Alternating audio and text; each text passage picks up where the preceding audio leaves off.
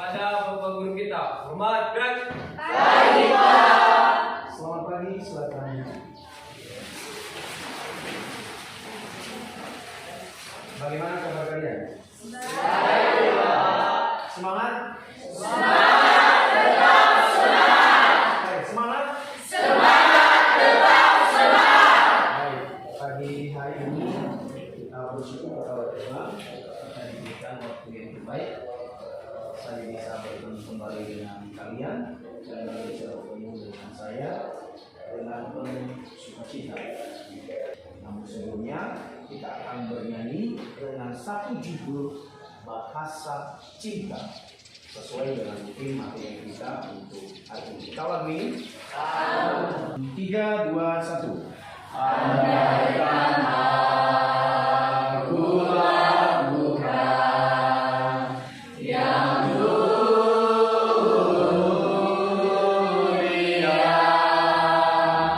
jika kasih cinta apa tak berguna,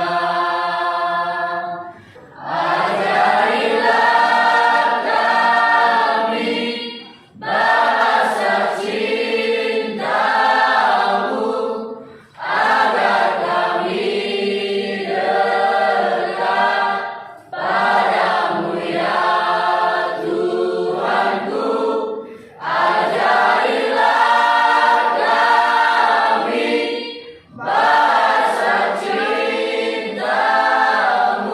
kami dekat padamu ya Tuhanku. Ajarilah kami bahasa cintamu agar kami dekat padamu.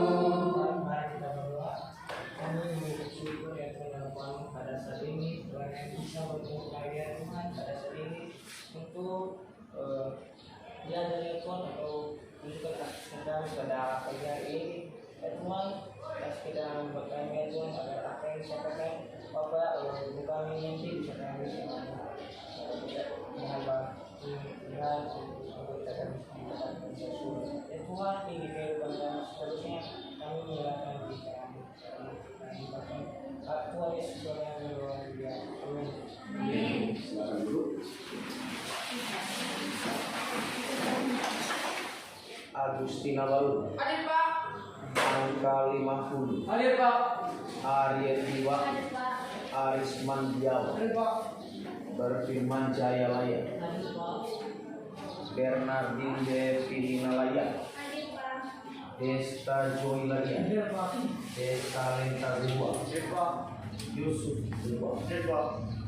Semua hadir? Hadir, Pak. Ada yang belum biasa? Tidak.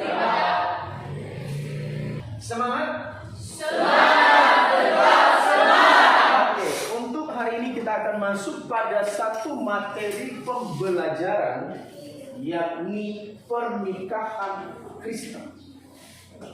Untuk kompetensi inti pada materi pembelajaran kita untuk hari ini, menghayati dan mengamalkan ajaran agama yang kita anut. Agama yang kita anut adalah agama Kristen. Kemudian kompetensi dasar silakan dibaca 1, 2, 3. Menghayati nilai dalam kehidupan keluarga dan pernikahan. Nah, indikator menjelaskan pengertian keluarga, menganalisis makna pernikahan, serta nilai-nilai yang harus dibangun dalam pernikahan Kristen. Untuk kriteria ketuntasan minimum kita pada materi pembelajaran ini 70, jadi cukup besar, jadi tolong dipahami nanti dengan baik. Apabila nanti ada tes-tesnya, tolong dijawab dengan baik.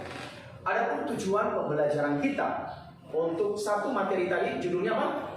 Pernikahan. Oke, tujuan pembelajaran. Melalui pembelajaran ini peserta didik kami diharapkan yang pertama, memahami dan menjelaskan pengertian pernikahan. Yang kedua, memahami makna pernikahan serta nilai-nilai yang harus dibangun dalam pernikahan Kristen. Yang ketiga, mengetahui nilai-nilai Kristiani dalam kaitannya dengan pernikahan, khususnya di dalam mempersiapkan pernikahan. Jadi kalau kalian ini sedang nanti mempersiapkan pernikahan, jikalau ingin menikah. Yang keempat, memahami hubungan antara nilai-nilai Kristiani dengan pernikahan. Yang kelima, memahami hubungan antara anak dan orang tua, suami dengan istri, hubungan antara sesama saudara. Dan keenam, menjelaskan hubungan antara teks Alkitab dengan tanggung jawab suami istri. Nah, sekarang lihat, apa arti pernikahan? Dibaca, pernikahan adalah satu ketiga. Proses pernikahan dengan disuci antara laki-laki dan perempuan. Oke, proses pengikatan janji suci di antara laki-laki dan perempuan. Kita bersyukur kalau di Indonesia orang dinikahkan itu harus melalui dua tahap, diakui secara pemerintah dan diakui secara agama. Jika orang mau menikah, perlu persiapan? Perlu. Mengapa perlu persiapan? Karena kalau tidak dipersiapkan dengan baik, jadinya apa pernikahan ini? Ada persiapan dalam jangka panjang, ada persiapan dalam jangka pendek. Nah, jadi perlu kita perhatikan di dalam pernikahan. Bagaimanapun juga bagi kamu yang nantinya kepingin mau menikah berlaku, kasihilah istrimu seperti dirimu sendiri, dan istri hendaklah menghormati suami. Maka perlu ada persiapan. Ingat, di dalam pernikahan harus saling menghormati, harus saling mengasihi. Ada beberapa hakikat daripada pernikahan. Hakikat dari pernikahan itu adalah ketetapan Allah sejak awal mula. Mengapa? Karena ini merupakan hakikat yang dari awal Tuhan sudah berikan. Adam diciptakan oleh Tuhan, diberikanlah satu orang penolong baginya, yaitu Hawa. Kasih dalam keluarga adalah gambaran cinta kasih Tuhan. Kalau orang sudah menikah, berarti membentuk satu wadah keluarga. Makanya kalau kita mengenal istilah keluarga ini adalah unit terkecil dalam sebuah masyarakat, dalam keluarga. Itu keluarga. Jadi dalam keluarga ini ada ayah, ada ibu, dan ada plus-plus. Siapa plus-plusnya? Anak.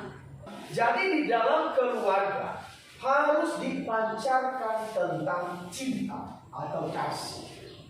Suami harus mengasihi istrinya. Istri juga harus menghormati dan mengasihi suaminya. Anak-anak juga harus tunduk dan hormat kepada orang tua, dan orang tua juga harus menyayangi anak-anaknya. Kemudian di dalam keluarga harus bisa membangun komunikasi yang baik. Apa yang perlu dibicarakan, dikomunikasikan di dalam keluarga? Hal yang pertama, silakan baca. Masalah keluarga wajib dibicarakan. Apapun permasalahan keluarga harus disampaikan. Yang kedua, cinta melebihi perasaan. Jadi dikomunikasikan. Bagaimana ini supaya hubungan keluarga bisa harmonis? Yang ketiga adalah saksi. Apa yang perlu disaksikan? Keluarga menjadi saksi bagi orang lain. Jadi kalau ditanya kamu seperti itu, karena kami tetap berdoa kepada Tuhan.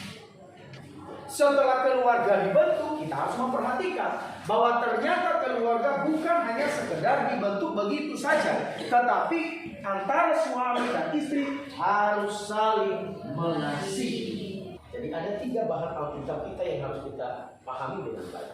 Jangan lupa, Kejadian pasal 2:24, ternyata Tuhanlah yang memulai pembentukan keluarga. Di dalam Yohanes pasal 15 ayat 9 sampai 17, kita bukan hanya dibentuk menjadi satu keluarga, tetapi kita harus menunjukkan kasih kepada sesama kepada orang lain, teman kita kepada keluarga kita. Dan yang ketiga adalah kita harus membangun hubungan baik dengan pasangan kita. Itu di dalam Efesus pasal 5:22 sampai dengan 20. Nah, perhatikan itu dengan baik. Nah, jadi sekarang kita harus melihat dari sekian materi, dari sekian pembahasan kita ini, kita akan melihat bagaimana kesimpulan.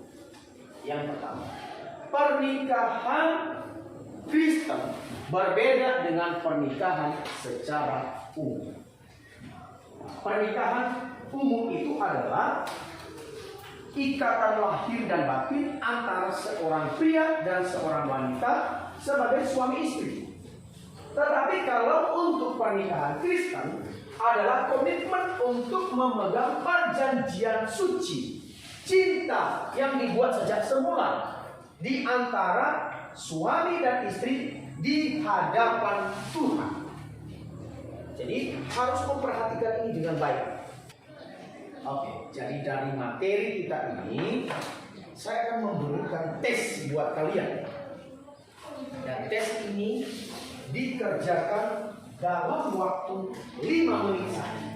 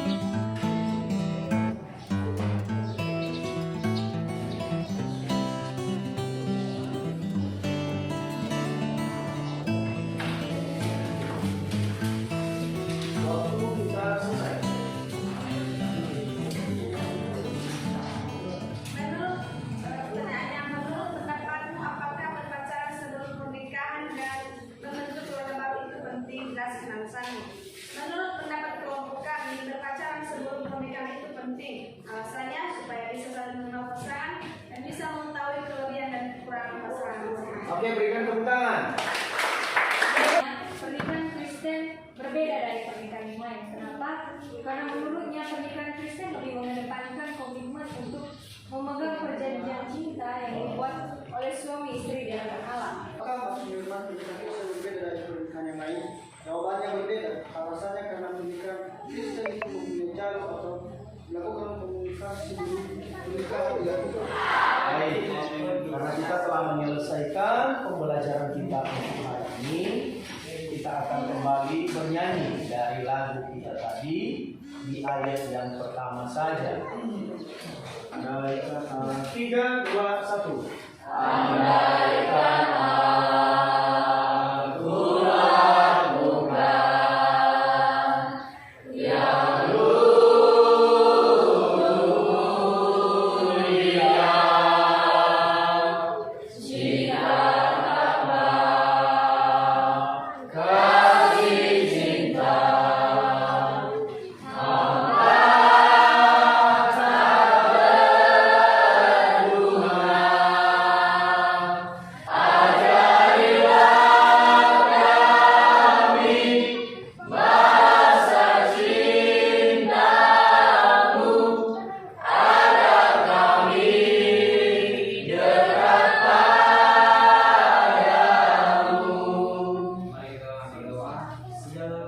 aku lakukan yang mulia, jika dapat kasih cinta, kami sangat banyak punya Tuhan sebagai Engkau. Tidak pernah meninggalkan kami dari awal kami memulai proses belajar kami hingga pada saat ini Tuhan kami memulainya. Di dalam nama Tuhan Yesus kami berdoa. Amin. Semangat.